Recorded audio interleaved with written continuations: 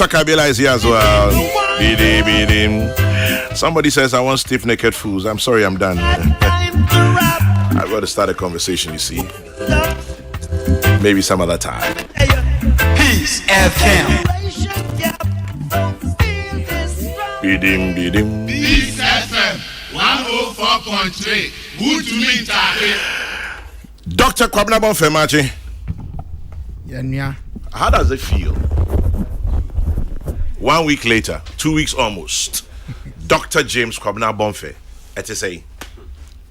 Me na nanum say srewenya. Debbie, enye no me ka title. One kanka ense hwe. Me ka no. Say me Chairman General. Me nye PhD da, anya de me bi nso da. Chairman General. Yes, Kwabena. Em say poto kasa mu ma who say sabi unim hwe. Okay. Na o nema bebrisia. Na ya de abutre ntoboase boaseto ene abodwochere etu anamon biara ewipeyo Ampa. Maye remfi Nyankopon da. Na ofani paso so ene ya adwuma.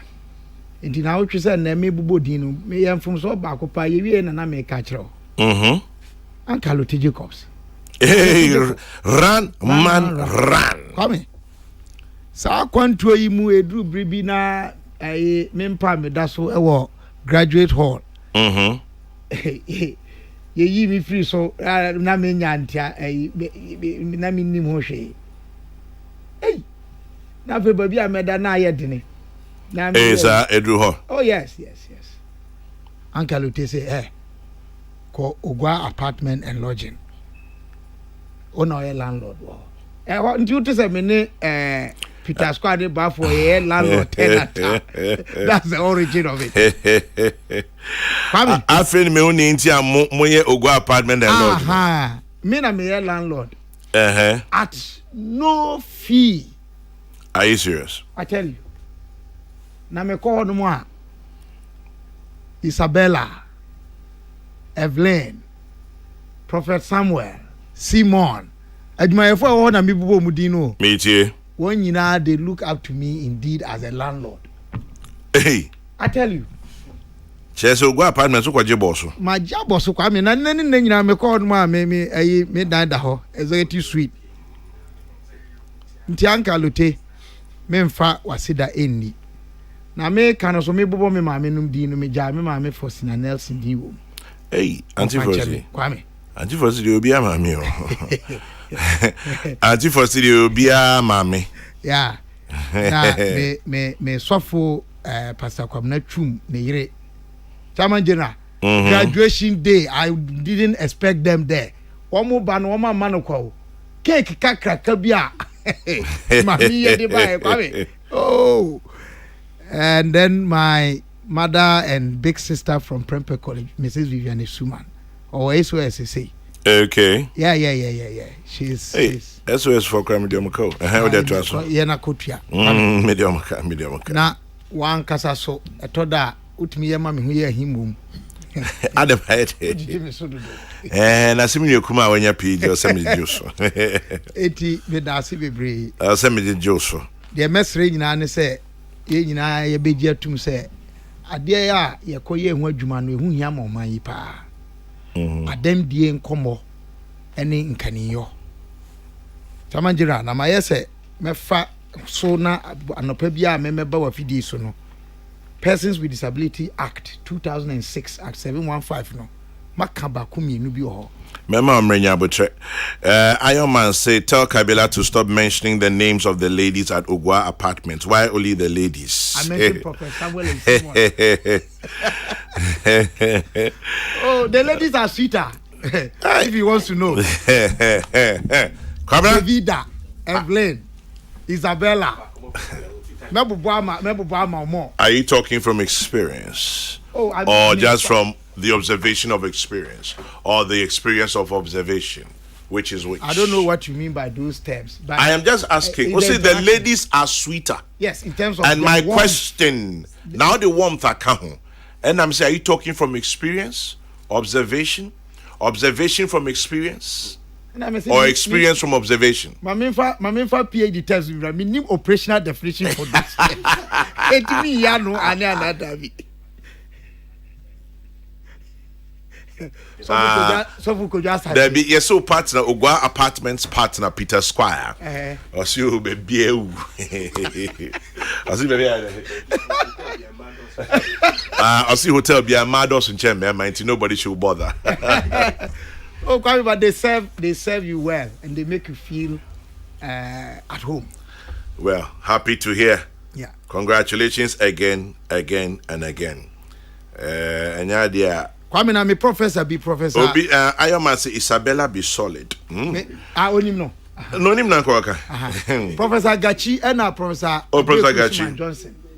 Also Professor Gachi Professor Wayne. University of Cape Coast. Yes, and Professor Benbio. And Abeku Suman Johnson. Oh, Abeku Political Science Department, University of Ghana. Uchi Omoswaka. Me chia omo da omo ase.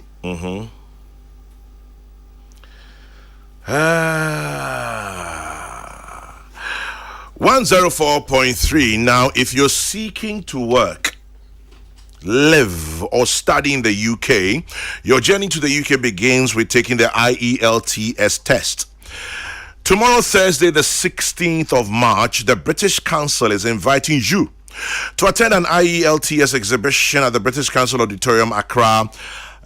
From 10 a.m. to 3:30 p.m. Entry is free. Just obey me, I free. IETS. What person ye Juma? Wow, person kusuku. What person try UK? You'll be a friend. IELTS test happening at the British Council tomorrow, 10 a.m. to 3:30 p.m. Maybe I should go, Anna.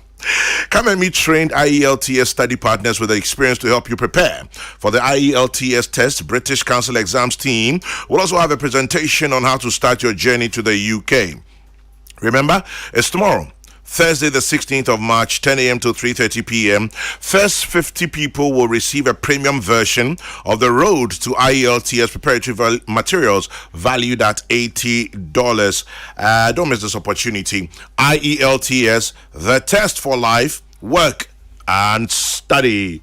So tomorrow, make a beeline to the British Council Hall, 10 a.m. till 3:30 p.m. Member of Parliament on the ticket of the NPP for Achim Swedru and Chairperson Roads and Transport Committee in Parliament, Aye Kennedy. Osanyako. What do you imagine? Boko there. Oh, Yamanado. Over the way, I send you need.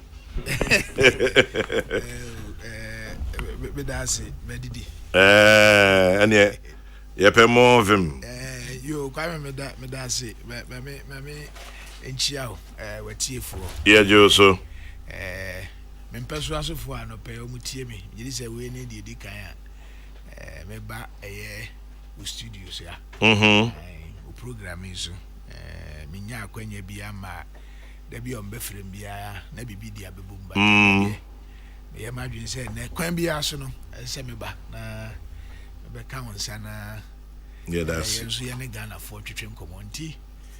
Me da se pa, me da se say musumama me sa akwanya we me say o platform no is the biggest of all. Yeah, then you may say. Once I menya sa opportunity we no there.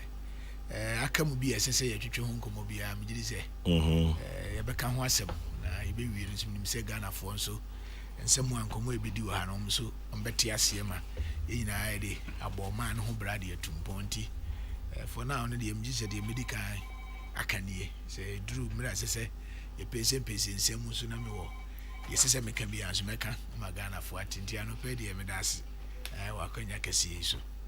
Yeah, so yeah, that's it, baby. Jamie see come na bon fe enra na me di nkomo bi. Yeah. And I do anu tum. Now bo fu. Anope ye hwe ni mu se enkiene opanyi a owo Ghana Railway Development Company. I friend ya owusu na enkiene na twetwe nkomo anope efa nkoma de two January but ye can say almost emergency meeting because I didn't at all more. And they're also trying to find ways into Ebiochna and Sabekano. Kwabena, you have the floor now. Just quick comments on Enran Common. Kwame, me name so okay, de me trouble wonu bia. But me di ho ya kakra. Say oman no. Yetimi bre oman na se. Ema oman no ho koka adwamu sa. If you say okay oman say yakasa oman tumi a you know Thomas Hobbes the Leviathan political science paying for say yakasa ye nyina yaka bom say oman a oman no ahoden chen ye ankrankran biara ahoden to the extent say ye ankrankran tumi ni ahoden no ene yaka bom e de ho akɔhya ase say eni so enti sa di echi na se ankrankran bi etimi ya niamo ho sem eti oman no ama oman no ho eye mmobo a na bibi nkoso ye de nkoso ye ne se ebia oman no ye ma ni tumi ye anana ho de ye no enwie peyo make Sunday wo say ohin na wo ne kasa ye no nana me sewa wanimu a Peace FM. Come on, General. Your friend and creme. Akrofi creme. Me person me can say me hwehwemu me here about traditional authorities at least Asantini Gonja. Emani da di pefe say despite the presence of colonial authorities hanmo say it appeared say no more the traditional authority the cultural power of the chief of chieftains that power never left the chiefs. Kwame, that power it never left the chiefs. And for example, and Chemuni say, and they are many who can say, yeah, among your four and one more ministers, maybe two. As well for regional minister was Sante. Yami wafa Samuel Semensa. Yeah, Simon. Yeah. Okay, say Samuel. I know from Bridge. Simon. Ayo, and maybe I'm also Kuimasu. Yes. So if you can Simon, if you can Simon. Yeah, but it's actually Simon. It's actually Simon. Simon, thank you. Let's me can ye. One sabi opimso Sante hine. When what to me was Sante. Oh, of course it's a Sante. But okasa wo hwe constitution mu a the republic head of the region, the regional minister. Yeah. Why is Asante more powerful in Asante than the regional minister? Obvious reasons. It is because the power structure na Ankasano, it never left the chiefs. Kwame, nkran ha.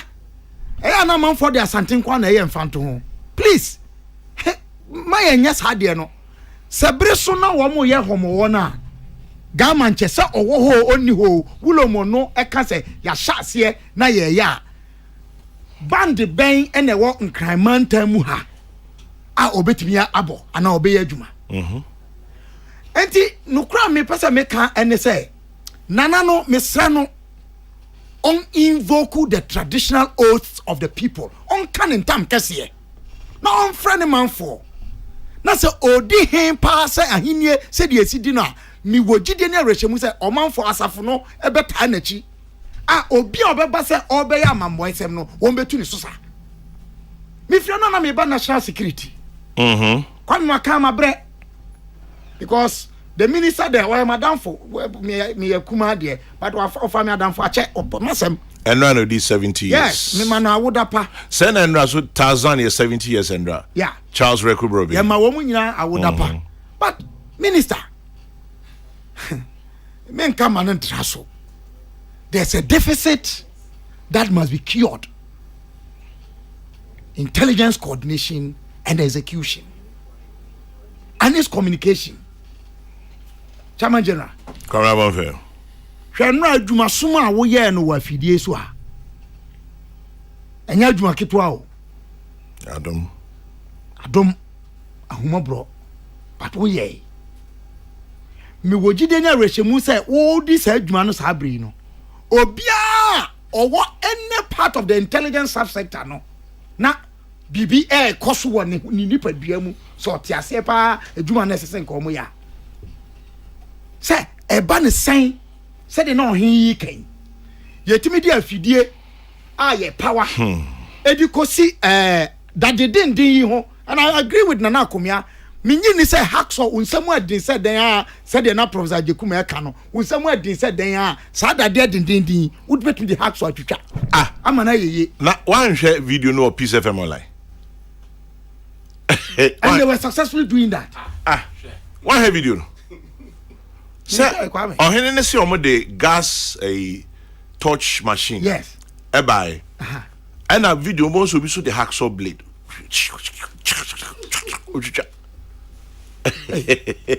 Chairman General, impurity edru sa level yeah. The cure can only be through mass coordinated response. I mean, my friend of vigilantism. Enti na miri bi omo yes omo ye mra bi a omo say vigilantism at the boneno. If you read this national constitution article 3, it's an invitation to vigilantism. You can't criminalize it. So man for now bochemku aw ye choboy nipa bone for ye betu omo so sa kwame ntimi nka ma no nwa ye meka tiatia ne say mo a ye di tumi ahye mo nsa say mo mo ye ho ban munni animu ne mo ye ho ban no say dwuma no bro wo so a animguase bi anim say wo betwe ho asi nchen o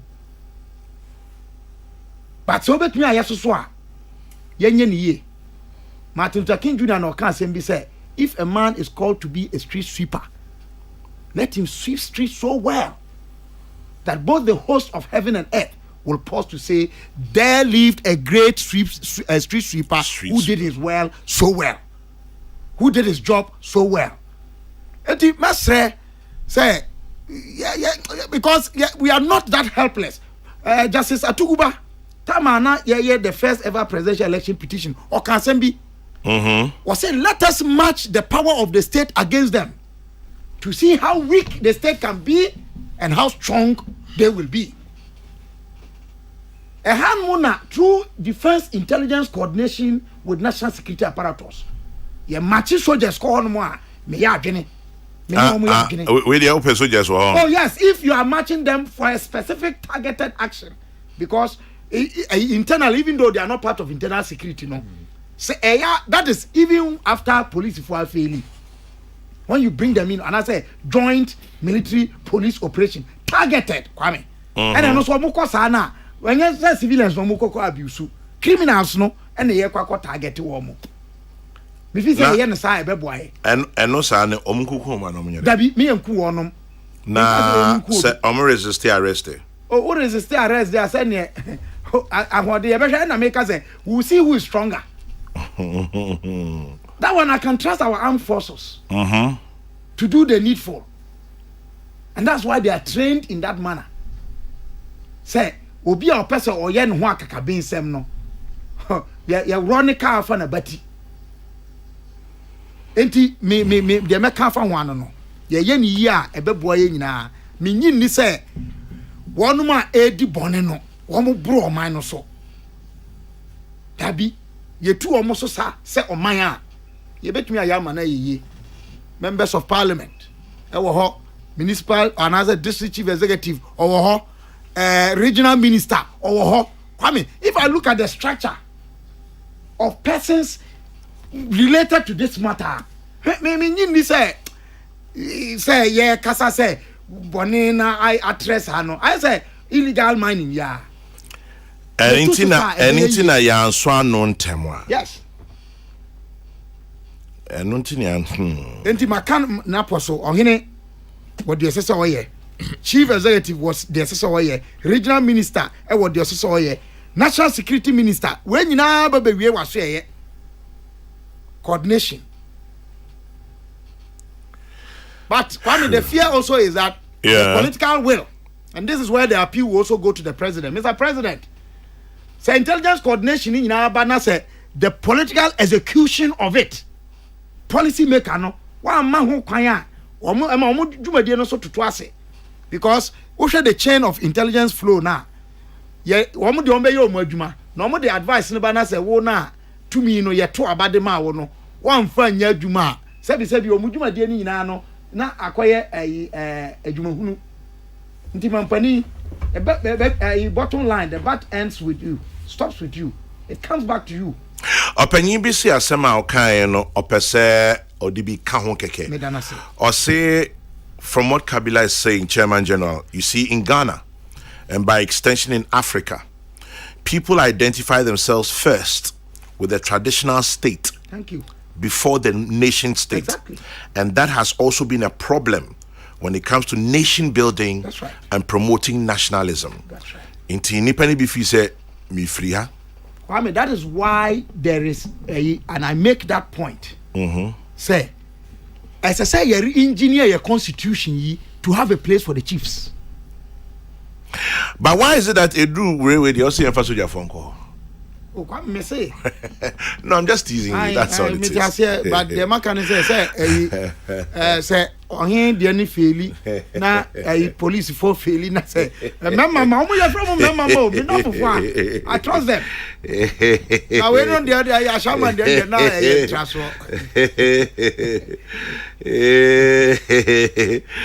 Mugana foi. Ya na se soja for no kwa mu amusi buei. Na Dunia India must see a form. I think somebody made this call on your show. That it's about holding. I think Bombay or Sundays have message, you know. Say, as some year can I see a hold Nyama in a balance.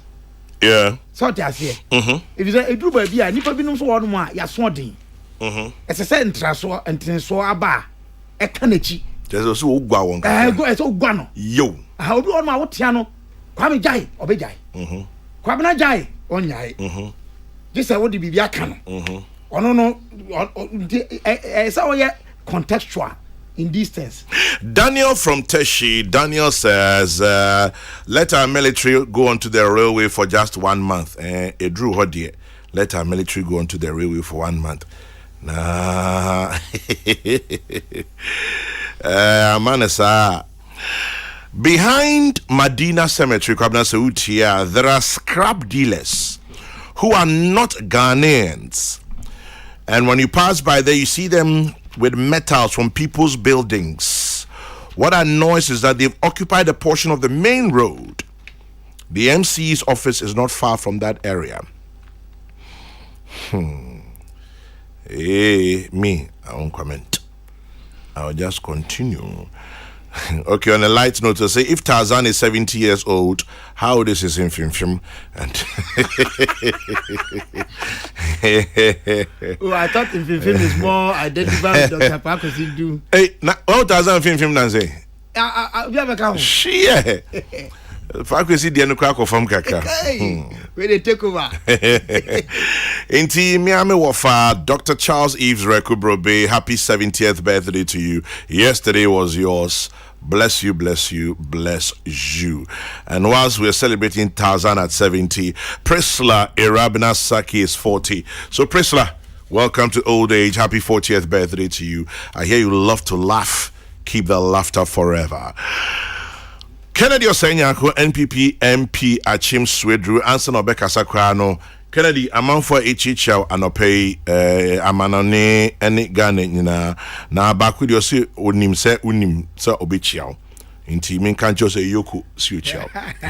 Yoko mejene so. Yoko si ochiao inti o say unim so obechiao inti we chiao. Imagine so. Kennedy, una ye chairman Roads and Transport Committee in Parliament. Rotos here dancing.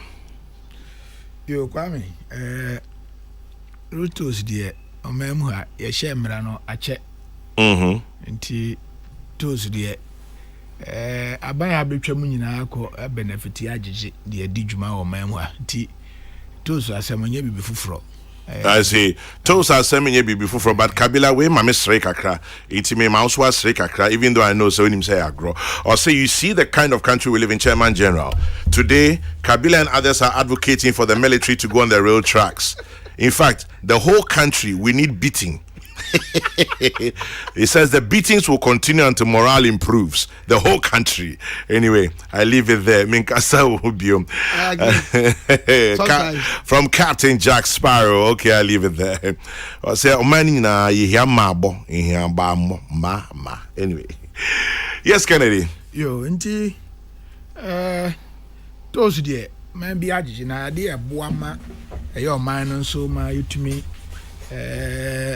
This year ya kwan wo omanim. Hwɛ be America krani na ɛyɛ aban a osisi ɛyɛ NPP aban. Enam ɛyɛ ne finance minister so ba mrahyɛ bedwam. Mra oba be presenting a 2022 budget no. We share paragraph 305 to 306 on page 75 of the 2022 budget statement. No, campaign face aban I na dwen say oyi eye to yi a yegege ewo akwan timpon so ene ye bridges so oyi de afiri ho na senti a opese oyi firi ho no o kirechire mu e kire se uhwe sisi a ya aka me se baby ya yegege sa eye to yi san se baby ya beduru akwan na kora anyenti ye beduru ona abodompem aboapie so a manipa chere wo hokora ansa na obetwam a watwam esan se eye sikakuma 50 pesos bi obetu enti obetumi kora begina traffic mu a chance na watumi atwa ti aban pese oyi firi ho na yehwe nhihye ya yebetumi di aba yebesiesie aboama saa nneoma nyina yetumi ayi afiri ho ansa na se pese ye de babaka yesande ababium yeah mencha de 2023 budget mu na abanya beka say as part of the revenue measures ya odi ato ho a odi bedi ni dwuma 2023 wo hwe paragraph 462 on page 101 so odi shem say some selected public roads any highways bi wo ha the toll ni besisi so na ya gege nti ade a aban no de share ne budget statement mu a ode ba amrahye bedwam amrahye bedwam fo nso yadi ho abobo na yagye atum na yagye tum sa awie a na chesensi ho a afa na sese eye asoye a hwe kwan ne so ani asoye a hwe Ghana sika nso so eye Ministry of Finance nso no omo nso som kosi nkonwa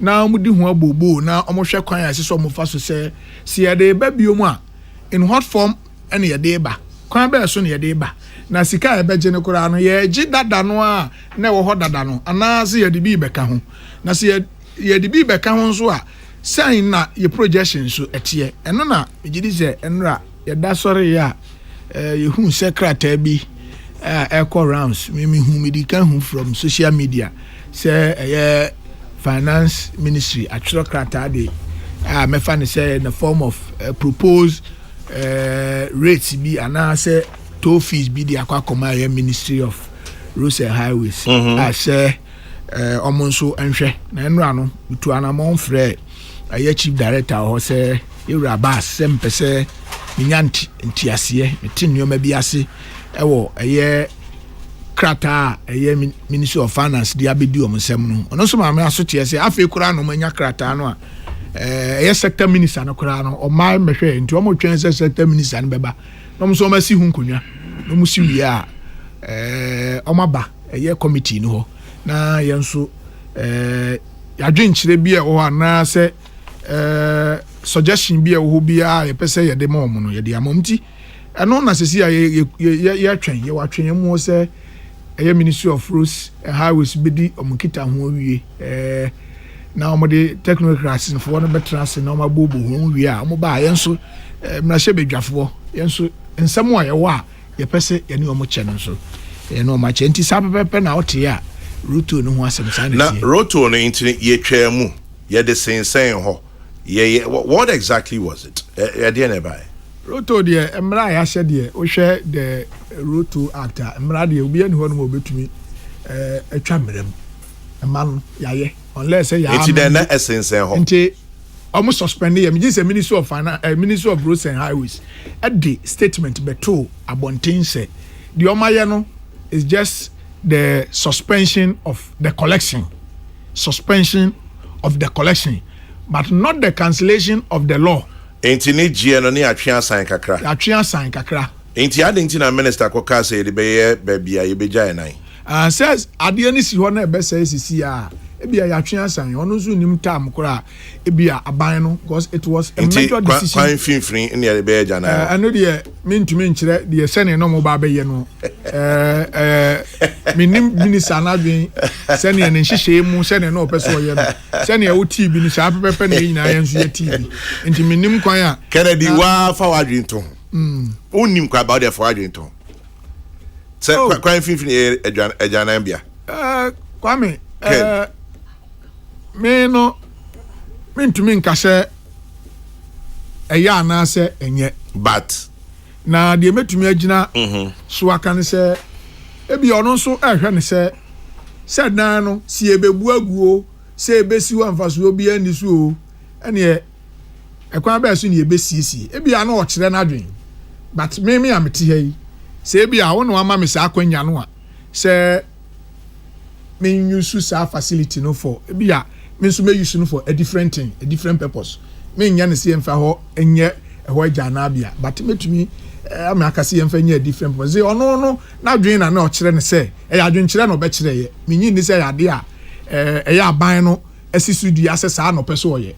E minister na dwen kire na obi anso e wo ho kwan se o kire na dwen nti if at that point minister na kire na dwen se sa na onya ya anko de be ya na aya me de se na ye na dwen kire enye aban no position and I say the position of the government but no individual as a minister or Kennedy me say we a chairman una we change them say bano roads and transport committee rotos near de bano yeni major rotos wa Ghana motorway Ayimensa Kaswa Takra de Kwine Kumase Kwine Sremu Kwine, ye Kovolta region, a Consumo, Michelle Company, and there. A Kwine, I will Nankasano. Sabi, the state of the road is bad. Mori Junction, Hose, while Mom Cape Coast, Kabila Fio Bainche. Ain't you know, propose any de by Yanka Bibia Sebebia Rotos, no one, ye bear Kwine, Yanka Bibia Sound. You come, where do you feel once I'm no Bekai? Nianzo committee, you want someone. Say ministry ne de beto ye nimu a yen yadi ka kire om say some person omodi road to ne babaka it should be in a new form ne say make sure say si amno ka say ye wo na nka mra ye gigi tolls no ne ye wo 38 toll plazas across the country 38 mako aduasa nwotwe na ye wo across the country ya ka kire om say about person or this ato ne babiomu a they should make sure say be automate all the toll plazas. Okay. Enya dia obi ankura bi ko gina ho na uduru ha watua sika ko sika ho adwuma ye ne dia wan hwa na fa so e ti say wo kwa yiwo no wie na bi fa nsa ho anya dia de be kwa paper entumagu mpan dia be ye bia de be fo ano ho aka hwe na o pese o bre no ase o beta free bi o pese o bre no ase dia na se etumi de abafu mfidie ya aba bi. And now call Legon Haya, person will pass it through University of Ghana. Yeah, automation or one more, child card. Me found the Biama coach free and me triaka. A damican won't me Pemunko. Tiadan and now befu, Fidia Abba, Bebre or memoir, Nasala, many partner. GT Sikano do ano the amano ni panijina or see a cow, minisika na fin or sana man for car bot dump him. Ukwa banonia. Yes, honey, you know. And yes, you nim dear see a bit to me. You bet to me a year man, I tell you, I catch ministry ni say. So I'm a person we introduce Subia. We will only accept it when they decide some be automating and your back.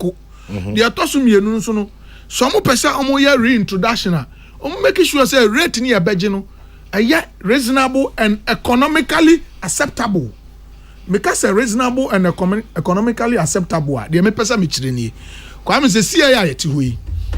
38 tolls na na wo ho no. Afia bia e between 72 to 78 million Ghana cedi. Afia bia 38 afia bia sa na de man. Okay. now shemu asa 38 no so only 7 of them am I 80% of the revenue just a 31 na aka no am I 20% be is yenya bi enfiri ho nti yi kuru akasiye mu de na ewo ha no a uyi a eno ano no ibia no am I bi na sa sika ya kwa me am I 78 million na am I kwa me se sika no se ministry no kura ya na adwen say ye betumi ye pese ye use for only road patching work e wo ye omemu ha kura omuntumi mpache more than 50 kilometers of our road with that money. Okay. Which means sika no enu babia just for road patching and then so akwa me no ka say se Ghana how pese wo ye kwan ye frɛ bibi the easiest or my friend say the common or the cheapest one are ye frɛ no bitumen surfacing ye frɛ no sapiti amanfo ka say ya sapiti no and then the cost of a kilometer of sapiti road na say bitumen surfacing no I range between $400,000 to $600,000. Sapiti no who they buy a Ghana sikama say who use $400,000 no kra na they buy a Ghana sikama na say rate no kra 12 cedi. We are talking about 4.8 million Ghana cedi per kilometer of SAS bitumen surfacing road. Inti yamfa ne say 78 million no aye jeje free you toll no so you toll plazas no. Yes ye pese the construct road wa. And say 78 million no kra na ye use we cannot construct more than 20 kilometers of roads in this country. Saban se si akra so saban ya na adwen say sa proposal here a Minister of Finance e dey come road ministry some ka say ya je atum yan sisa na ye be maintain sa 150 pesos no a o maye na we are only going to increase the old revenue na enya no 78 by 80% because Omaka say the increment is going to be about 80%, average 80%. Into the can one, ye ba benya additional 62 million. Na kan who do kan old one we are talking about 140 million Ghana cedi. Ubusa ho say enemre mu yi. Si ye pese ye construct road wa even ye use bitumen surface here. How many kilometers na sa 140 million Ghana cedi no betumi construct it can only construct just 30 kilometers. Now show memu a ye kwan ya say danu ya ye kire ye say just about only 27% of our road and paved, which means almost about more than let's say 60 something percent, 67%. Kwanya. Just say I say yempevu ye. Do person pave now tackle this road we need a lot of investment in the sector. Me no can say every year be a Ministry of Roads and Highway on budget by program bar to me on budget to this year programming almost about 9 billion Ghana cedi. But Minister of Finance about 2 billion, which means they can have access to almost 5 billion, almost 7 billion. Nti adwuma no omuntumi nyani nyina. Nti baby e betumi anya sika kakra na increase no aye roto yi. Nti me de ya ka kire o say ye pese yetumi gigi roto na yenya sika papa bi firim na yetumi de tackle ya kwan ya asese na yetumi de siesie baby ato plaza no kra ye de asi ho a ye no a we shouldn't be looking at anything less than 3 cedi. Now the entire projections Americans ya gi 3 cedi ni say o hwe Africa hanum nyina Ghana ye na charge the lowest toll fee in the entire Africa. Now we are seeing the average toll ya ji obabi aya $1. Ntuba Ghana hana say nemrema ekwan bo ho aye dene ne bo aye dene aye contractors e ka ya did da ho close to about 9 billion. Uko road fund we have in excess about 5 almost 6 billion. Uko Ministry of Finance we are talking about close to about 3 billion. Na se udi kabom na sika ye benya no sika no e sika kuma bi ne ntumi solve problem. Na ye pese ye be fa kwan bi so ye be tackle ni nyina ye kwa na ye ba ntimi de ye committee no ye fee say sa ban pese o de ba bi mu a one on tomate 2 on revise fee no to a certain level at least it can rake in not less than 700 to 1 billion for the ministry. Sa sika we betumi aboam it to be enough for the ministry to pay for all road maintenance costs because averagely I feel be a road maintenance cost no want to make almost about 400 million ministry no Oshe highways, urban roads, feeder roads. To me, a combination. To me, almost about 400 million. Inti, a buying the Bessia and a ministry Benya extra 600 million. The amount one more sabi. Grass cutting and no be acquire grass cut to a quarter do crown. As a sense, can be about 20,000, 50,000. A bank cannot pay. There's no money because Cannibal they have to also attend to other maintenance work. Inti say yes, as a buying and a ministry no come back home. Moment to me, so that is why we are proposing. Say, maybe the Ministry of Finance. So I want to see 50% no on the abano. Now say see, I know crowd top pure water. It's nothing. That money cannot solve our problem. That money, and to me, I'm one my car. A house is here. Yes, I see a theatre. Yet to me, crowd also. Mimi Asem, we a chairman, Dream Training, Emma Roads and Transport Committee. We a Mrashebe Jenny. Bronfibi woho. If any consultation. Are you saying, sir, Roads and Transport Committee in Parliament, Ministry of Finance, Ministry of Roads and Highways, or Munimwen Kita Humbia and San on this half figure see to job because Oka saying nanum may not mature into me they say they scan by. Say Omo 50 pesos between 1 city. Omo 1 city back with here, some 1 city 50 pesos. It you know, me Tilan Cruisem. Meet your 1 city 50 pesos. Obi ukuta heavy bus. And the tracks need free booking urban. Or meet you 3 cities. Are we serious? Are we serious? And only as some now. Obi driving a car that is valued at about $50,000 and above. Ushon ban between 1 city toll. Yes. And as Obi kuta track. Yes. Or the guze guma or say quite free booking a far baba be do tema harbor. Ushon 3 cities per toll booth. I ain't even know. 81. And only one thing about the rates. 2. That me person maybe say automation and more canon. What format? 3. Yet me fa link roadworthiness. Roadworthy. Say be could try roadworthy for the year. We be try a be a 100 cities extra. Now 200 BB for the year. I'm just asking. Now if of 38 toll booths, 7 am I 80%? Now I say 31 no. Sabi enkahu. Enti say you better toll booth from ama 7 no. Am I more than 80%? Nanka you free 31 na kan ankenye. Because if you ben a beer mom use Land Cruiser and betray 10 cities. Mom use saloon car 5 cities. Motor for 1 city. Track for 20 cities. Won't this cover for deficit of 20% now 31 in the Babano? Won't it cover for it? Yo, Kwame. But my first thing near consultation. In Kita Hundia Biama. Consultation, dear. Kwame, we feed you na me fanam diaka. Yenye consultation biya. The committee has yenye consultation. Together with the road ministry and as a finance ministry. And I'm a constituent simple. Yenye consultation bi yenye ma enim. And I make actually say me first place me hu say sa kratai ko social media. Can you imagine? Chairman of the committee. Me hu no social media. Say free, you say finance for actual and me former ranking member and oye your friend is saying deputy chief whip for the minority side Yura Abuja sending WhatsApp so me no busa me say my fan na makoye consultation na man kan kire na me say buo me first year me ni no na ma me as chairman of the committee.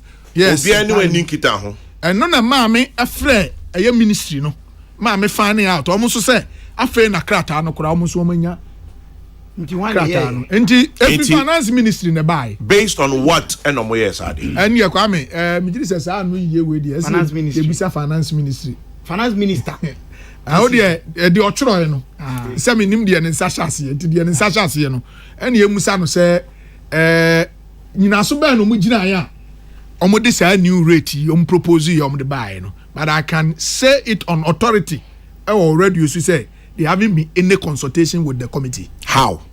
I know the Kwame. How no the chire no esi ebusa empenifo ebia na finance ministry no esan se omudwumadi a omudi no ensha committee na se nti omufi se omonso no omuni ani twaka bia nti ye twen se road ministry ni momo nsaka krata no omo na ye omasede se omo be engage here because omo de ye no omo twaka omunyuma nyina ahye yase. Yes, but senka bibi say no enya se mu be ye obi send me a IBC say it was a leaked memo. Whether say na me so ye ka kire me fine ye say memo ya kire no Kokrokoo e de akọ na officer e kofa distribution ya yi no so na officer bi atwade beto ote beto ho na abeda bontin na whether say e leak kura na say enye leak ya aba at what stage na at what stage and say ye prepare sa memo no na ye de ba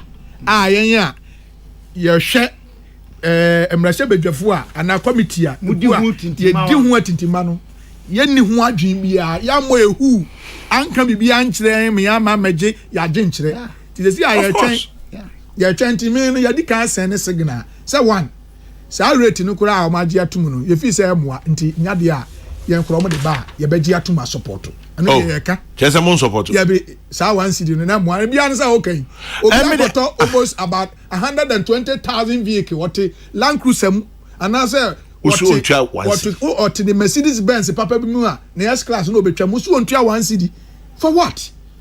I think we are not mama yusu I said ye di agro bi wo oman mu ha and na near bufu no say enti to pay for that 1 city and 50 pesos no obedi traffic better. Yes. No di ho. So what's the point? To do a year anka do kaswa we bet we traffic man no go to 1 city enimu na tutu ya portos we ube hu na afi no bi tunubu ase atomboko no afirim now asa traffic light asa a traffic ten we are na wakwakotua 1 city no nam so enti mo babagu ya the committee ya ka kire say averagely say omanya kura no they should not be charging anything less than 3 cedi ya ka kire some person mo dey baby omu a they shouldn't be charging anything less than 3 cedi and they yaka nti me safu afidie so asan ka kire Ministry of Roads for say some person mo dey baby omu ne pese enya na yetumi enya sika putun bi ne yetumi de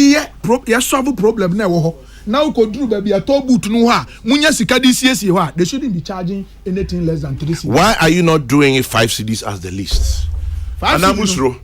Ya mom the range between 3 to 5 cedis. Don't range me say 5 cedis.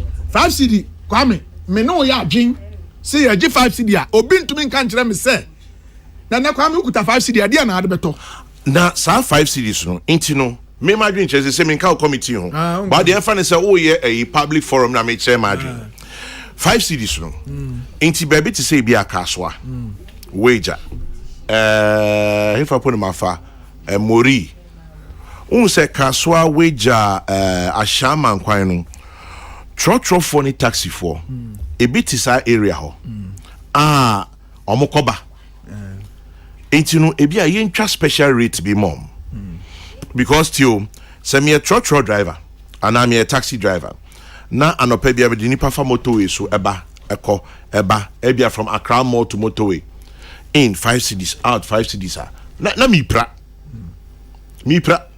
semeti kaswa na send me a truck taxi driver na me de obi crosso buy an about 5 cedis me san crosso 5 cedis mi pra into my drink chiremu no we dey me propose am nka mo but me so me chire my drink yem special rate be more to say ebia trottronic taxi apply e cost akwan no every month no ebia obi try 20 cedis na of course you be make sure why any road worthy why any insurance into no it's not to try sa akwan no you be man one hand kaka no dey man into 20 cedis a month bibi sa but sa 3 cedis 2 cedis 1 cedi we pa there please yo kwame enu ntina me nsisi wo so say some person of the road to ni baby mu a ye be accept yen committee ni be accept if some be introduce automation automation ne ba boa ma se ne o kan se wo ye trotro se e bosumi ana anua fee bi na betua ne ama sticker uduru baby a toll plaza no wa ukwa brochira sesa na e wo mo amwo sika bom animu a mo use easy pass uduru ho na pagya na wokọ obia no je nti sankrofo no say ye bema mo sa special rate no a say ye bosumi no mu twa no say every 3 months no betwa no sa fio na wotwa na tare wo kan nim na trotro wo ye wadwuma wo ye commercial vehicle we give them that kind of ye friend saying dispensation na unso wo ye ankro na say wo pese unso utwa o subscribe to annual one or opportunity say obeye so person o daily e ba ko tia to say for pass part of roadworthy no yes bibisa ni watua so ho no wabetena se ntu nim say wo sick aboanim uduru anum a ya segregate ekwan no those will stickers no ba bia mo befa uduru ha na pagya na okọ obi a oni sticker ni bi ono wa ntwa sticker ni bi ono nso a oni bibia be uduru anum a te say abrochire pepepe utua sika no afam ye ka kire o say ndi ukọ na say eni ekiu no e wo ha akosi achimota na afisi obedi so a then what you essence waso odin 2% utua oh de be nya waso na e de bia na uniska de betua uniska de betua one of payment no okay okay University of Ghana Legon it's misumi obi and afia so 400 cedis wa kutua into opa fa ompa kofa kwantintin anya problem if you can afford it for now good 1 year yes because say obeti University of Ghana 400 cedis a year na aban say for yen kwani nya obetwa 1000 cedis a year also onye o hwe na ntumi ya edru ha na akofa kwantimpon tintin no so it is fine nti kwa me say na make say ye ne sa at every point in time both the Ministry of Roads and Finance ebetumi atrase ehu say sika dodo afie bia no ye benyanie nti ye projections a see pese ye akwan ye maintenance ye nim se sika we na ye dey eba because ye nim cash dodo a wo man mu a omo at every point in time bi akwa DVL ye nim dodo akwa renew roadworthy certificate at every point in time into betumi your projections so obi a na ye kase ye dey 20 cedi ni ade to so say 50 cedi so say 100 cedi so unim say cars akese we 100 cedi ye wo almost about 10,000 into multiplier you know the amount of money ebeba estimate no why to ebeboa na me dey say 1 cedi 5 1 cedi 50 pesos in there me dey kwame me fu afidie so aka me ka kire metawachi road ministry omo dey buy ebebo agu ye pacho wanu hwa metawachi ebebo agu kabika o manu metawachi pa me ka kire parliament for so me ka kire me policy ni say say you to me set a good rate about Buamia to me resolve your problem. No, sika with the MY. Nana, I'll say it should be 5 CDs, 10 CDs, 15 CDs, and 20 CDs, respectively for cars, bus, cargo, and articulated trucks. Nana, one of him. I understand you completely. And I'm on your side. Nee in Bachuna says, Chairman General, your suggestion of special rates for Chotro, etc., defeats your advocacy for 5 CDs minimum. Nee, the reason why I'm saying that is very simple. Chotro Forum, for example, so called Kaswa area, and now say Wager area, obi of fat passengers are across the barrier. In a day, no, across the barrier 10-15 times. I just think, say, it is unfair, say. It is 10 times a day on 50 CDs a day. The scan he no nya on church room. In America say maybe we should have a special rate for those in that area. Say be every month, you know, with 20 CDs and 50 CDs and 100 CDs a month. Whatever agreement you come with them. Because on the Olodukwa 5 CDs, Oloduba ube prano. I mean, let's be honest. MP, my last question on this road toll. Intino, say Ministry of Finance. Ede sa proposal ya kwa roads minister Kabila say just say a leaked info enye ade na umpesi no I don't maybe the order a leaked document so let's just say what happened or has happened to e-levy because e-levy name can say be so bibiase Chairman General yes sir over here 2022 abandi e-levy ne ban na the projection say o see e benya almost about 7 billion, about 6.9 plus billion. Yes. Into a share Ministry of Road or share Mobecatcher Parliament to say 30% of that amount. Yeah, the record for roads. Yeah. And they go through a mirror. Yenuanum dom kumane side no say yepre.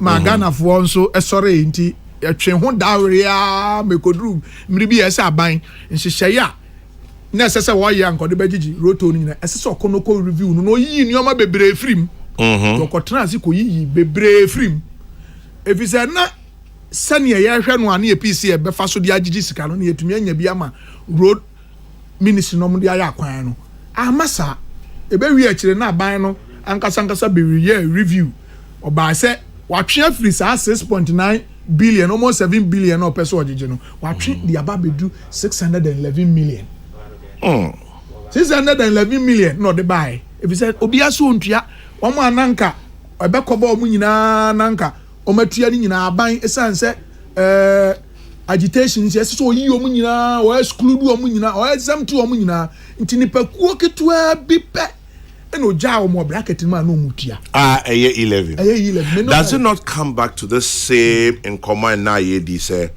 engagement consultation enkita hudie wonyi ni se senkankita hudie ba ya ana nipa nya ntiase wo ho ebi anka nipa betua kwame me no ye adwen 100% me hu se Ghana ha ade ba ko a ebo ye form a ha ye yenko anim se lack of consultations edienti media minim de enti a ebi mu free se ye di djuma bi a ansa se ye ma nipa bi ye gi o madwen kire ana se ye tie om sabe utie nipa no na mfa na sem kura mfa nya djuma at least you have given that person the opportunity to also say on so expressing view enkumu ensa hwe sabe oba amra se bedwamu a se tore bi ye debate pa o we cannot join we can't then tore bi abaka se ntokwa kwara de bego nso be wie no na Mr. Speaker or the question etumu a wo se yes for no na afa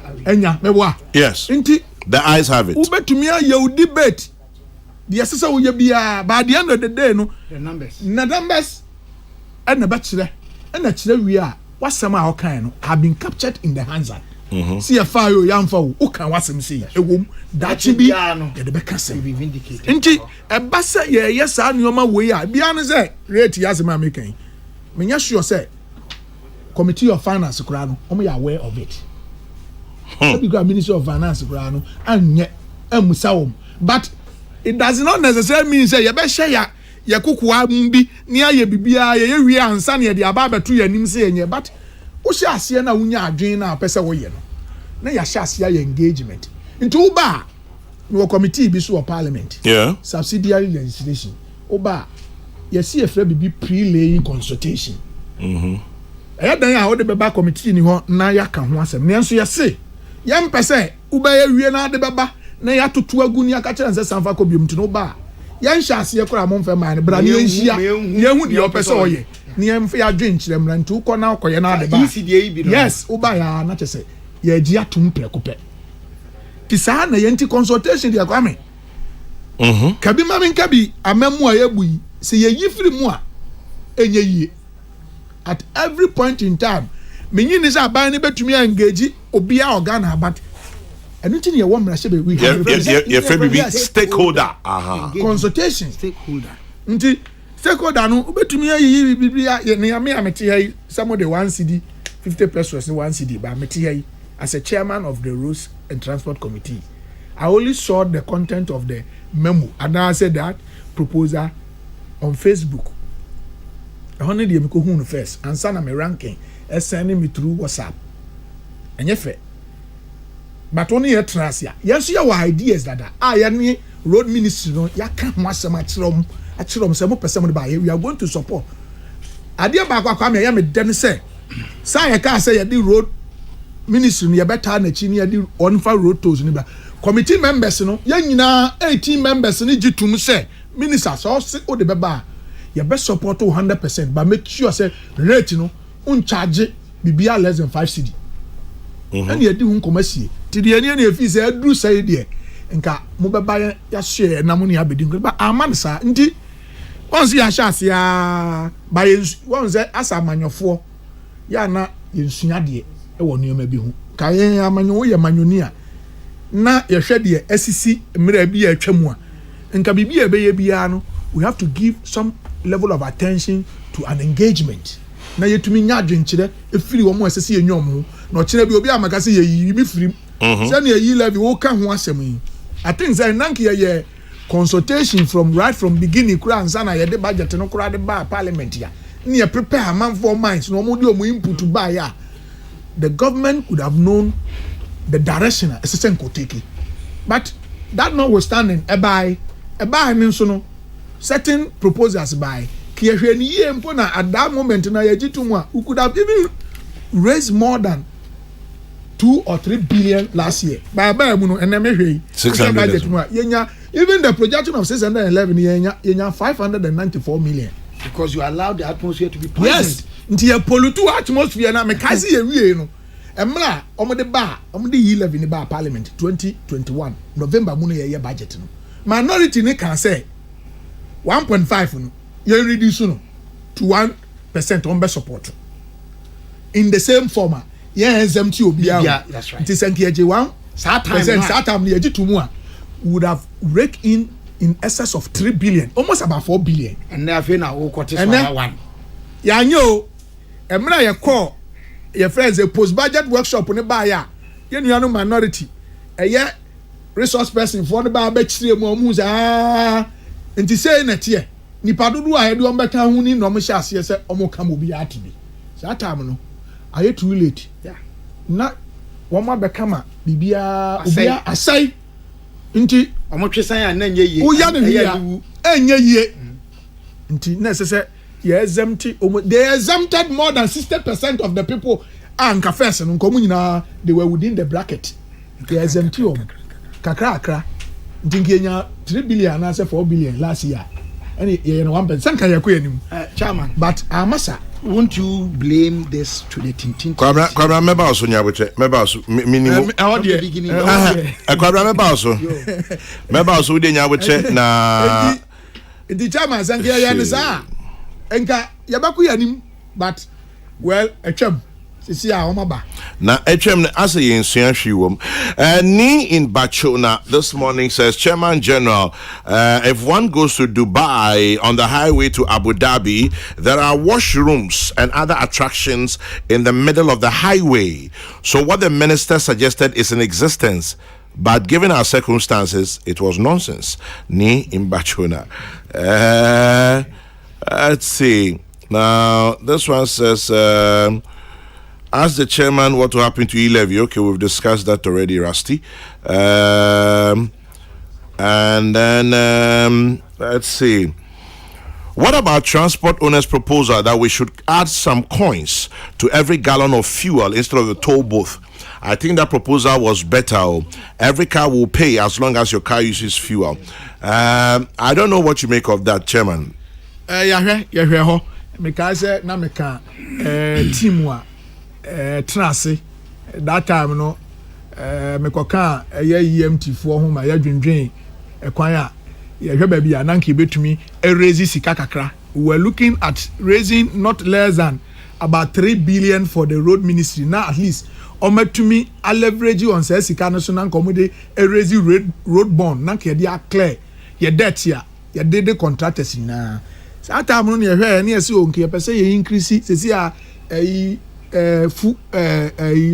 road fund levy da fuel so no na 48 pesos nti we were looking at say be move kura de akọ bi abe 1 cedi na ya hwe ye projections ni wie no emu ana ehun say fuel prices skyrocket e cost nti at that moment material moment na say ye ka se ye de sa ye increase ye de to fuel so a na amwa nti ye adwen say ye nye no ne ye be hwe other alternative no na e baffle the idea of the E-Levy. But I think say the work is still good proposal. We can look at it. Ye be hwe no mra say fuel prices baffle na say you looking into increasing that road fund because I know there's any okay. Obi a oka bi a o ha se wan ko ya road worthy certificate wan renew no kra me fan say o ma kra car ba fufuru ya DV fuo ya e bi a onko register na car nti e bi a oni road worthy certificate bi abo ho esi ho nanso tofu algum etu car no sa nkrofo no once otofu enko ade ubetumi anya no ma na yeden atua bi but in the form of sesi a ye no say through the road to no dey say okona say okase road where the ni nyina be fa ho asa nkrofo ni nyina be exempt no ono ne car no nko register akra na wakwafie bia so kwakoye saa de ni ntie bia unya no wa charge no too much but I think say at a point in time no say proposal of adding a few pesos to fuel no ebeboa because they see 48 pesos and they call road fund nti say they call even 90 pesos mumpo a say if the 48 pesos say see mayen and net we 2023 budget na ebe mayen 2.2 billion 2.2 billion say no na de be mayen say you tum you double no to even one city they call one city will be getting about 4.5 to about 5 billion. The fear and I say nipa bebre so says idea okay nyina no the so-called consolidated fund remu pe na yiran system enti yenim say road fund or some mom 2.2 billion enso yen fa mom na kopi consolidated fund na fe adane ntokwa as to how much should be released to them at what time pressing issues for the same consolidated fund enti ohona asem no yo chairman me there because tumu kra na enko me position ensanda one na madika ka kire both Ministry of Finance any road ministry no maka kire say one aban e de mra bi ba say yen capo road fund ya capo road fund afie debate me ka kire aban say oba capo a me ni problem but don't cap more than 70%. And sika no more than 40 or 50% FM free road fund nim.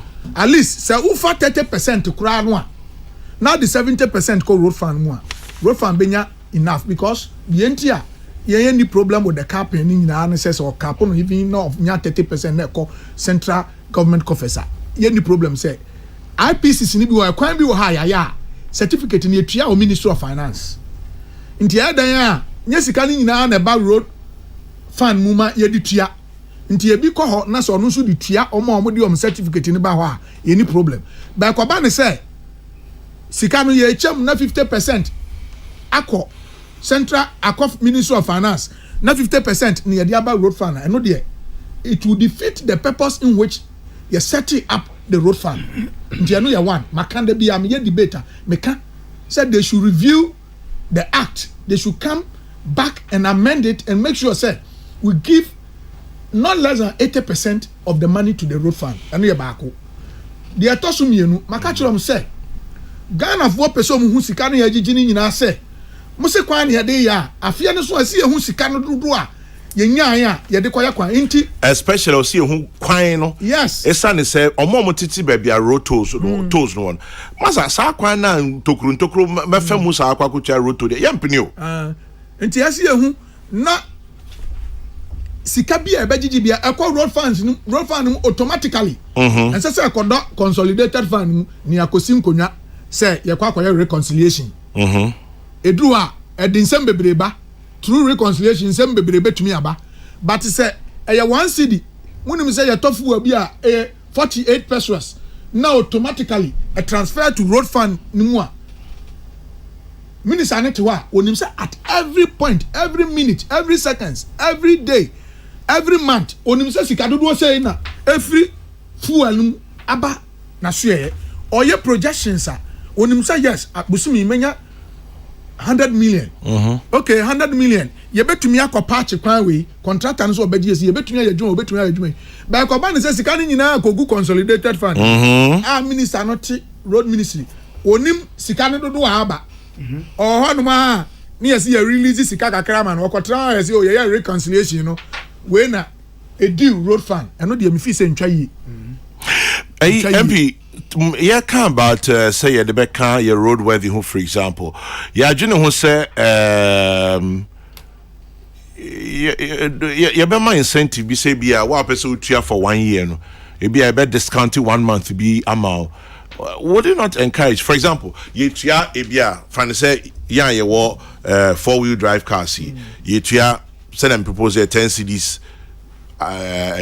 whatever for every road na yaka say ye de ka ho a ebia wo 4-wheel drive car, Land Cruiser, Lexus, Range Rover, ubetua 200 cedis a year.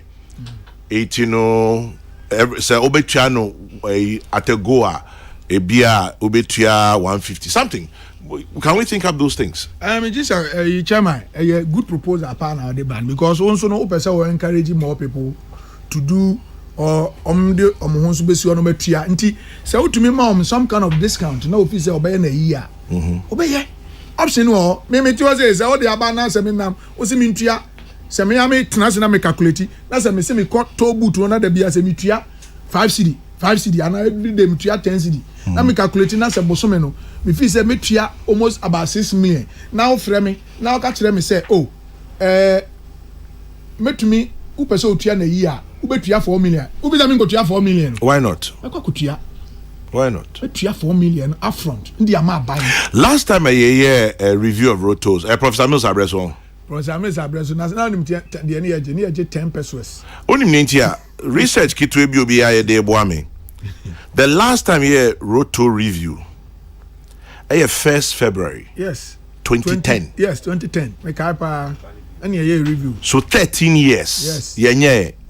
Now listen, I'll say when Professor Mills's administration reviewed the road tolls to 1 cedi for 4x4 vehicles on February 1, 2010, the exchange rate was approximately 2 cedis. Yes. $2. Yes. 2 cedis to $1. Sorry. Now the equivalent of 1 cedi in USD was about 50 cents. Today 50 cents is 6 cedis. Yes. So what are we talking about? And you calculate. What are we talking about? 1 cedi 50 pesos now. 1 cedi. Yeah. Divided by and near in cent. Number 2 cents and as a 3 cents. Yes. Remember now the car or TV team. Our cotton almost $120,000. What the fat tom now tia 3 cents. Chama General, I'm just say, oh man, see a person in a boama, I bet me a boama.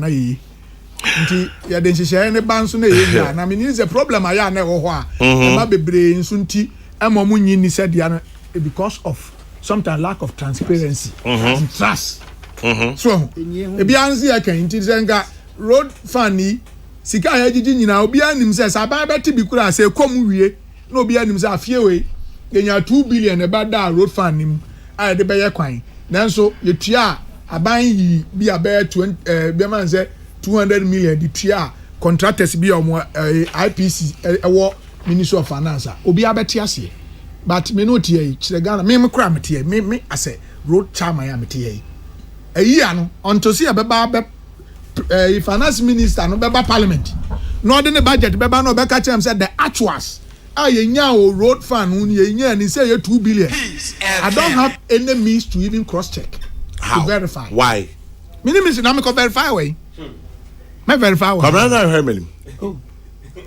Chairman, because we are thinking alike. Na you reach chairman. Na me ko verify one. Na say ministry wo ho. In the ministry no kwa ya se betra ya reconciliation we ya ne buy. Near the ama eco road fund. Ya se we ne buy. Eye Ghana Revenue Authority for ejiji sika nyo. O ma jiji sika ni nyina abo sika bia e ba Ghana nyina akogu chance ba akum. Consolidated fund. Esi enu mu negu. Nti wo ba ni ahwa ya se okay. We ne ye me nkasa mu twa nkontombo na kwa me se wonni ene system bia esi ho a wo de be monitor wo be ye den aye sure se sika na ye de ma ne no apepepe ne ye de ama mbo wo be den hu nti wa onse finance minister bia ba onim se sa road fund ni sika yi eboa o man pa antino consolidated fund sika dafu eso de every day bia goto fuel a ni ate nti ekodo consolidated fund ni mu a de opeso de ye bia no betumi aye dey e de aye nti minister bia ni ho finance minister bia ni ho wa ba obe prince say yan separate road fund no emfiri consolidated fund ho sika be ko road fund ni mu no opese ko fa consolidated fund ni mu ansa no asinkonya ho no wa reconciliation ansa no wa transfer. Look at even the length of time, the bureaucracy. Yeah. Nam nti contractor bi wo ho no sese etua ne ka sese ya mpo bosumi na sese etua ne ka o road fund ya se ni be bosumi miensa e ma yanya reconciliation quarterly at the end of the quarter yanya reconciliation enwie mi ehun se transfer e bi a 200 million na 100 million e de kokoma road fund secretariat contractor not hot train but meanwhile say automatic transfer and the quarter road fund in one sa road fund secretariat one minister ni nim say bosumi we yenya 200 million ti betumi atua contractors be eduka otumi frɛ hire contractor bosumi we mi tua aka kona kɔto wadwuma so uka but onim ya mre no fund no a ministry of finance and general say you release sika we near dey bra wa beda fund ni mu a he cannot even plan to determine the number of contractors that SSO mutua. This is a systemic problem. Ewo ho enya ban we sukura ban finance minister bi yesa say sika da ho a oba obenya ohun ni da bia na beba na beba begunu ho no so pese odi tuatua na comment. Nobody is prepared to address this problem. But yako yanimu no a ye pese ehunu ye de committee members ni bia ya dun say ye pese mu separate road fund mama mfa sika no mfa nko consolidated fund mfa act ni mra ya amend na fa sika no ko to road fund ni Mate Chairman General, what you proposed as a road toll is in order, but why don't we implement this measure instead? One, why don't we move the Kasua toll booth away from its current position? Maybe to somewhere after Manfrom, because where the toll booth is situated is geographically still in Greater Accra. Why are Accra residents being overburdened with road tolls? Same could also be done to the one at Valley View on the Dodowa Road. I agree with that one, the Valley View there. And the Mehusa, my breno crab. Now, by the way, Mamu Infantiman, it says the 63rd Infantiman Girls Smoga. Well, not Smoga, Moga. Infantiman Girls School Speech and Prize Giving Day is on this weekend, Friday the 17th till Sunday the 19th. Friday, social media sensitization presentation, back to school cassava party, and a bonfire night. Mukori banching. On Saturday, 18th March, the main event, Speech and Prize Giving Day, together with a 90s disco jam and barbecue. Speakers on the day, Mrs. Gloria Nyante Moga 98, Mrs. Justina Marigold Asan, who's a special guest and the Central Regional Minister, and then also John Intim Fojo MP, Deputy Minister of Education, Chairperson Miss A.C. Hammond Moga 82. The 63rd Moga Speech and Prize Giving Day is powered by Moga 98. Peace 104.3 Kokrokoo Jimediana near Kosono. 25 minutes from now it will be 11 a.m. And then Kwabna, any comments? Yes, Kwabna Bonfair. Tell you Adam a few. By Nkrumah's side, the labor and wounds. Or say, as I conclude this narrative, I can only hope that my people, and indeed the people in the developing half of the world, will prove wrong George Bernard Shaw, who in his revolutionary handbook regretted that emphasis, people and government never learned anything from history nor acted on principles from it. Kwame, 1956, Ghana, the first time minority for a proposal, a counter person to be Speaker of the House. Kofi Bako, and no proposal the person for a Speaker, Mr. Quest. And MK Apelu, a proposal, Mr. Tamaklo, for a minority from the for speakership. No movie, no speaker no can be become an inter-American assembly. Was it the interest of members of the House? My principal concern will be the interest of the minority, who will, however, not be encouraged to impose their will on that of the majority.